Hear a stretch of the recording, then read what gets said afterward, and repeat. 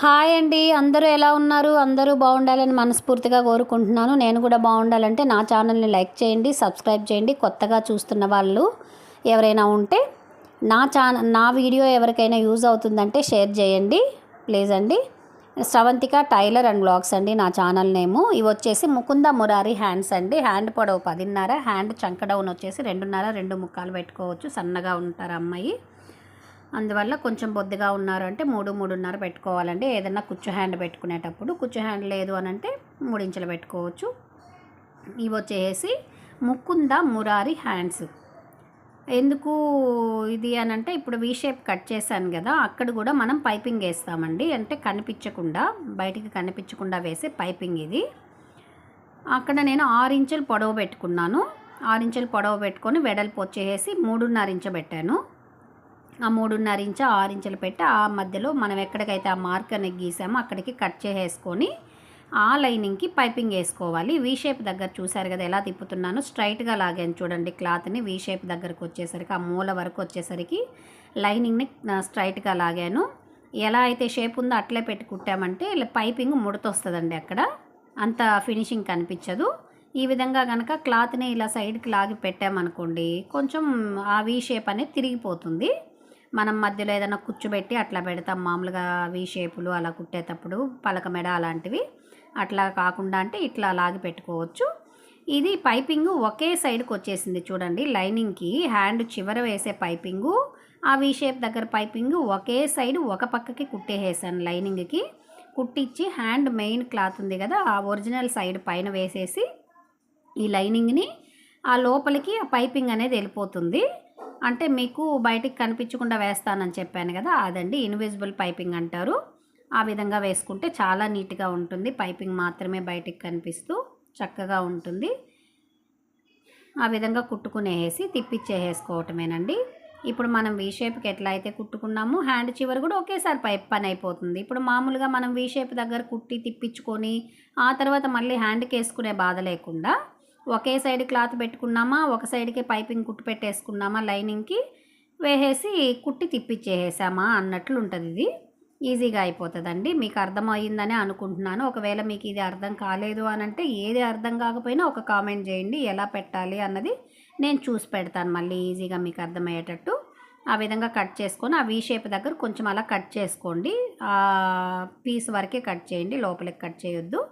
Cut చేసుకున్నాక చూసారు కదా ఇప్పుడు ఎలా నేను తిప్పిస్తున్నానో ఆ విధంగానే తిప్పించుకోండి. తిప్పించాక నీట్గా లోపలికి వెళ్ళిపోయి ఉంటాయండి పైపింగ్లు. ఇలాంటి క్లాతులకి ఏంటంటే లోపల మనం ఇలా లాగి లోపలికి తిప్పించినప్పుడు ఆ లోపల పీసులు కూడా పెద్ద కనిపించవు ఇలాంటి పట్టువాటికి.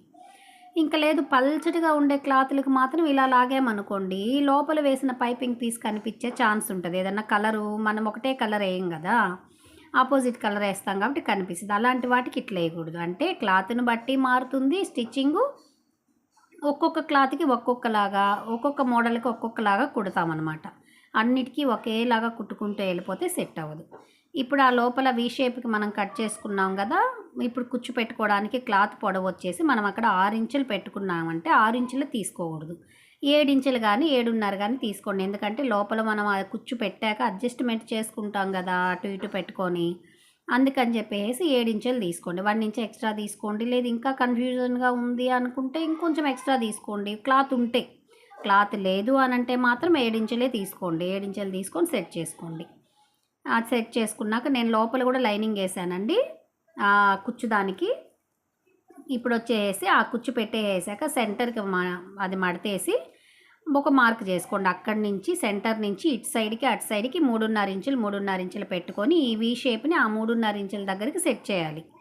అంటే లోపల లైనింగ్ ఉంది చూసారా, పై క్లాత్ వచ్చేసి ఎక్స్ట్రా ఉందిలేండి, పై దాకా ఉంది. లోపల లైనింగ్ మాత్రం కిందకే కరెక్ట్గా ఉంది. అక్కడికి సెట్ చేసుకొని పెట్టుకోవాలి. ఇప్పుడు 3.5 ఇంచులు కట్ చేసాం కాబట్టి 3.5కే పెట్టకూడదు. ఎందుకంటే మనం ఈ వీ షేప్లో కుట్టేసాం కదా, కుట్టినప్పుడు దీంట్లో ఒక 1/4 ఇంచు తగ్గుంటుంది లోపలికి వెళ్ళిపోయి క్లాత్. అందుకని 1/4 ఇంచు యువతలకి కుట్టుకోండి. అంటే 3.5 పెట్టామంటే 3 ముక్కాలు, 3 ముక్కాలకి పెట్టుకొని ఈ వీ షేప్ అనేది కుట్టుకోవచ్చు. లేదు ఇక్కడ వెడల్పుగా వస్తుంది అంత కనిపించదు అనుకున్న వాళ్ళు 2.5 ఇంచు 3 ఇంచులే తీసుకోండి, ప్రాబ్లం లేదు. నేను పెట్టింది అయితే నాకు నీట్గా వచ్చింది, బాగుంది కూడా. హ్యాండ్ ఆ 3.5 ఇంచుకి వచ్చింది. ఆ విధంగా పైనే కుట్టేసేయాలండి నీట్గా. కుట్టేసాక మనం తిప్పించి మళ్ళీ మార్క్ చేసుకోండి. 10.5 ఇంచు కదా మనకి హ్యాండ్ రావాలి. 10.5 ఇంచుల వరకు ఒక మార్క్ చేసుకొని ఆ పైకి ఖర్చుకు పెట్టుకొని చూసారా మన లైనింగ్ది షేప్ ఎక్కడి వరకు వచ్చిందో సేమ్ అట్లే షేప్ తీసేసుకొని కట్ చేసేసుకోవటమే. ఆ ఎక్స్ట్రా ఉన్నదంతా అక్కడికి అట్లా మార్క్ చేసుకున్నామంటే ఆ రౌండ్ చూడండి నీట్గా వచ్చేసింది కదా మనకి హ్యాండ్ దగ్గర. అంతేనండి, చాలా సింపుల్. వీడియో అర్థమైందనే అనుకుంటున్నాను. అట్లా కుట్టేసుకున్నాక హ్యాండ్ చివర్లో ఆ వీ షేప్ దగ్గర మనం బటన్స్ పెట్టుకోవచ్చు. అక్కడి నుంచి కింద వరకు పెట్టుకోవచ్చు. కానీ నేనేంటంటే నా దగ్గర ఒక ఫ్లవర్ లాగా ఉన్నిందండి. ఆ అమ్మాయిది ఆల్రెడీ కుట్టేసిన బ్లౌజీ కొన్ని ఉంటే అవి పీకేశాను, నాకు స్టిచ్చింగ్కి అడ్డం వస్తుంటే. అవి ఉన్నాయి, అవి పెట్టి చూద్దాం బాగుంటాయా లేదని పెట్టాను. అవి బాగున్నాయి, అంటే సింపుల్గా నీట్గా ఉన్నాయి. అందుకని అవే ఉంచేసాను. లేదు అంటే మీరు రెడీమేడ్గా బటన్స్ దొరుకుతాయి, తెచ్చుకొని 3 బటన్స్ అయినా పెట్టుకోవచ్చు ఆ హ్యాండ్ కింద నుంచి. నేనైతే పెట్టలేదు, నాకు సింపుల్గా ఉండటం ఇష్టం అండి. సింపుల్గా నీట్గా కనిపించాలి అంతే. అక్కడ ఒకటి పెట్టంగానే నాకు నీట్గా అనిపించింది, చాలా అనిపించి నేను పెట్టలేదు. ఇంతేనండి. వీడియో నచ్చితే లైక్ చేయండి. ఒకవేళ అర్థమైంది అంటే అర్థమైందని చెప్పండి, అర్థం కాలేదు అని అంటే మాకు ఇంకా అర్థం కాలేదని చెప్పండి. వీడియో చూస్తున్నారు కానీ ఎవరూ సబ్స్క్రైబ్ చేయట్లేదండి. చూసిన వాళ్ళు కొత్త వాళ్ళు ఎవరైనా ఉంటే సబ్స్క్రైబ్ చేయండి, చేస్తేనే